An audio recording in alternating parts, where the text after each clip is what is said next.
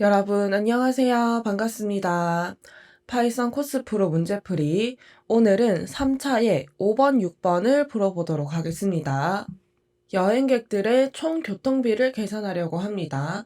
교통편은 버스, 배, 비행기 총 3가지이고 20살 이상이면 어른 요금, 그렇지 않으면 어린이 요금을 받습니다. 자, 가격은 어른과 어린이에서 버스는 4만원, 15,000원, 그 다음에 배는 3만원, 13,000원, 비행기는 7만원, 45,000원이네요. 여행객들이 10명 이상인 경우에는 연령에 따라 할인을 받습니다.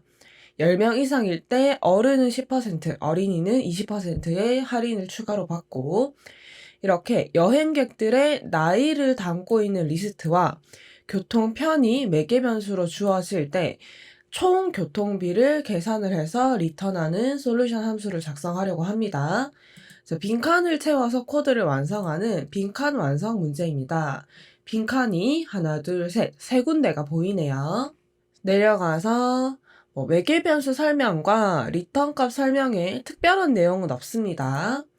쭉 더 내려가서 예시를 살펴보면은 첫 번째에는 하나, 둘, 셋, 넷, 다섯 명이 타고 있고 버스를 사용을 합니다.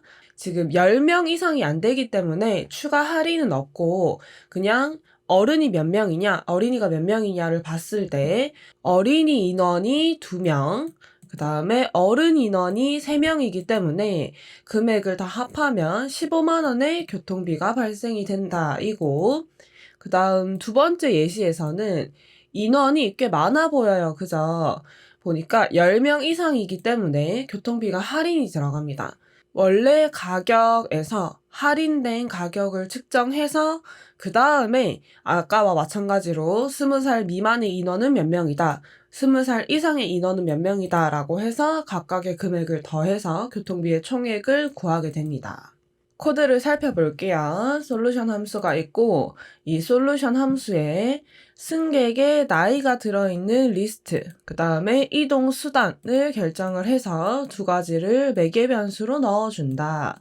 자, 그랬을 때 쭉 내려와서 일단은 이 이동 수단이 버스인가 배인가 비행기인가에 따라서 어른 요금과 아이들의 요금을 각각을 책정을 해두었습니다. 그 다음에 승객 정보가 들어있는 리스트의 길이가 10명보다 더 긴가 아닌가를 판단을 합니다. 이거는 인원이 10명 이상일 때 진행을 하는 이 추가 할인 때문에 비교를 해 놓은 거겠죠.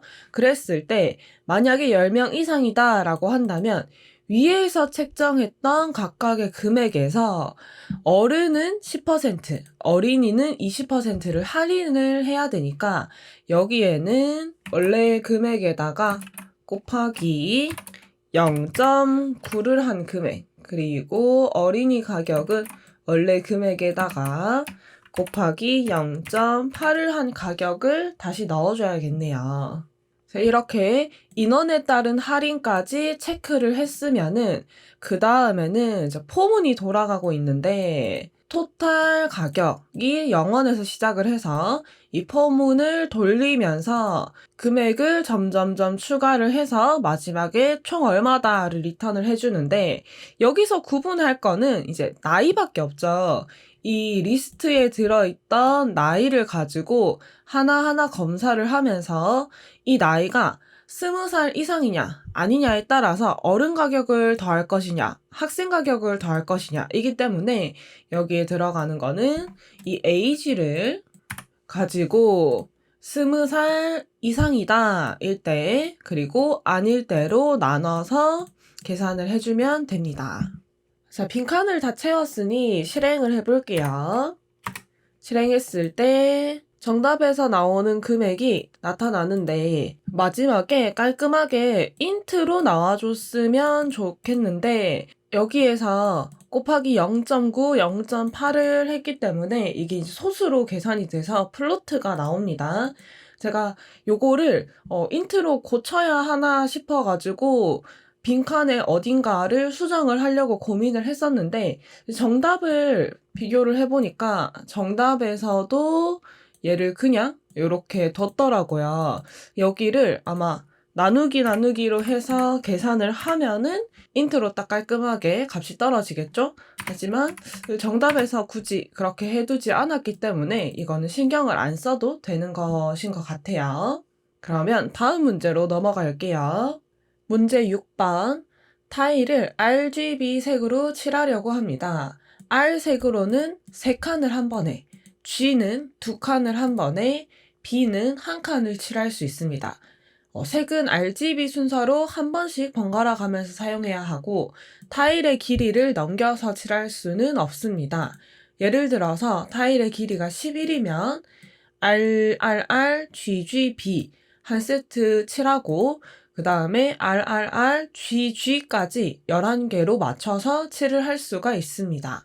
타일의 길이가 매개 변수로 주어질 때 이 타일을 색칠한 순서를 문자열로 리턴하는 솔루션 함수를 작성하려고 하고 앞의 문제랑 똑같이 빈칸을 채우는 빈칸 코드 문제입니다.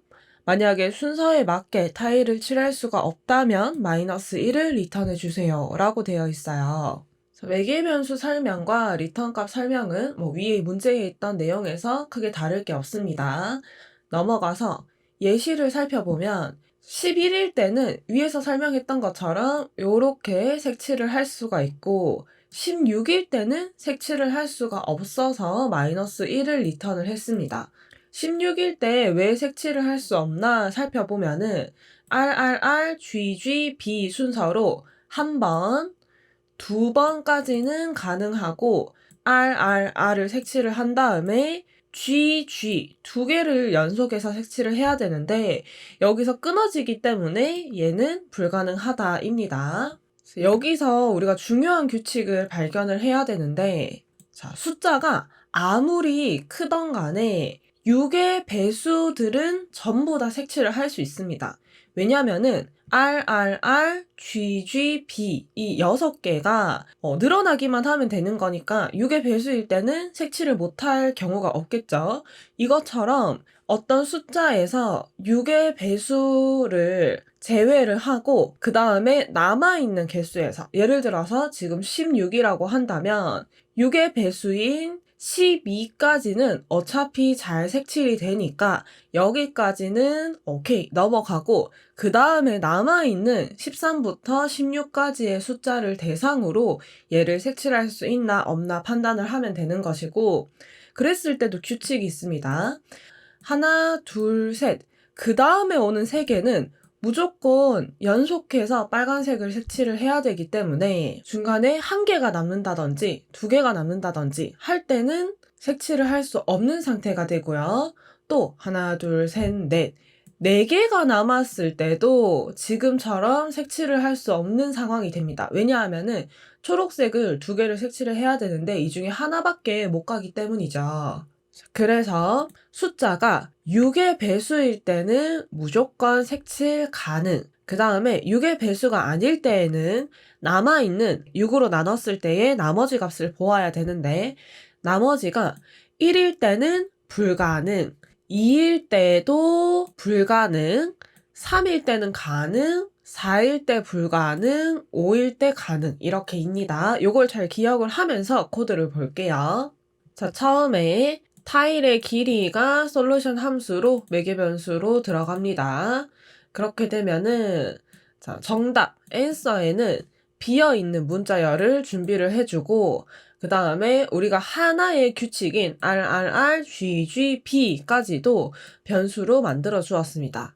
그 다음에 if문으로 이 길이가 일단은 색칠이 되냐 안 되냐부터 판단을 하고 색칠이 안 되었을 때는 그냥 answer에 -1을 넣어서 리턴 시켜 버릴 거예요. 자, 그러면 앞에서 봤던 색칠이 안 되는 경우를 떠올려 보면은 타일의 길이를 6으로 나누었을 때 나머지를 살펴봐야 된다 그랬죠. 근데 이 나머지가 1일 때 불가능, 2일 때 불가능, 그리고 하나 남았었죠. 마지막 복사를 해서 초록색이 중간에 갈라지는 4일 때도 불가능했다. 그래서 빈칸의 정답은 의외로 굉장히 쉽게 찾았습니다. 그래서 나머지 밑에 있는 코드도 살펴보면은 이제 else일 경우니까 이렇게 타일을 색칠을 하지 못하는 경우가 아니라 색칠이 가능할 때 이제는 포문으로 숫자를 레인지를 만들어서 반복을 하면서 이 answer에 담아주는 거죠. 예를 들어서 여기 지금 11이 들어왔다라고 한다면 얘는 0부터 10까지 i가 만들어질 것이고요. 거기에 대해서 처음에 이 문자에서 6으로 나눴을 때의 나머지 값이 이 인덱스로 들어가니까 얘는 i가 0이니까 얘를 나눠서 나머지 값을 찾으면 0입니다. 그러니까 0번 칸을 집어넣겠다는 거예요. 그러면 answer에 여기 주석에다가 할게요. 비어있던 answer에 처음에 r이 들어가고 그 다음에 숫자가 1일 때는 얘가 1이죠? 그러니까 1번째 칸 r이 들어가고 이런 식으로 얘가 ggb, rrr, ggb 이렇게 쭉쭉쭉쭉 하나씩 증가를 하는 겁니다. answer에. 그렇게 해서 마지막 숫자가 다 돌아갔을 때 리턴을 해준다. 코드는 다 넣었으니까 실행을 한번 해볼게요. 실행을 하면은 예시랑 똑같이 첫 번째 거는 이렇게 글자들이 나오고 두 번째 16일 때는 불가능하다 해서 -1이 리턴이 됩니다. 자, 이렇게 오늘 풀어본 두 가지 문제는 둘 다 빈칸 채우기 유형이었고 문제가 살짝 어려운 듯 하지만 이 문제 자체에서 원하는 내용을 잘 이해만 하면은 코드에서 빈칸을 채워주는 거는 그렇게 문법적으로 어렵지 않았어요. 그래서 문제를 잘 이해하는 게 굉장히 중요하다라는 거. 자, 그러면 오늘의 강의는 여기까지이고 우리는 또 다음 시간에 만나요. 안녕!